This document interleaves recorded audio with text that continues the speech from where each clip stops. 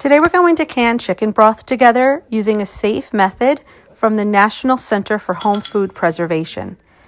First thing you're going to do after refrigerating your chicken broth is skim off all the fat that you can from the top. It's impossible to get every drop of fat out, but it is important to get as much as you possibly can. So I use a spoon and pour it into a bowl. I do save the chicken fat and freeze it in ice cube containers, and this way I can use it for flavoring later on in meals. Once you finish skimming off the fat, then you can heat up your chicken broth. You don't want to get to boiling because boiling chicken broth makes it cloudy, but you want to get it just to a simmer before you can start canning it. While you're waiting for it to simmer, you can wash your jars. I'm using a pressure canner that can fit 7-quart jars. So I'm going to wash 7 jars, 7 lids, and 7 rings. Want to get them very clean and then fill all 7 with hot water. This way you won't shock the glass with the temperature change when you're putting the hot broth in the jars. Once the chicken broth is just starting to simmer, it's time to load the jars. I have my pressure canner ready to go. And you do have to put 3 quarts of water in your pressure canner. So I use the hot water from the jars so I don't waste a ton of water. You're going to fill each jar with the hot chicken broth, and you want to leave 1 inch of headspace. A good way to eyeball 1 inch of headspace. It's easy to eyeball 1 inch headspace because it is that large ring around the neck of the jar. You're going to do this for all your jars. Before you put the rings and the lids on, you do wipe the rim of the jar. This helps create a great seal because there's no food stuck between the lid and the jar.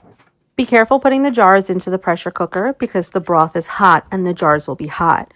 Use a jar grab tool to get it in safely, which you can see I'm using right here.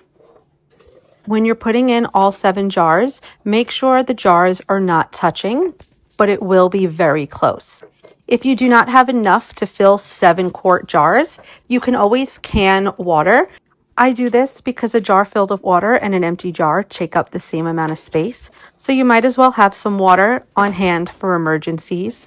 And if you need jars later, you can always open them up and dump out the water to use later.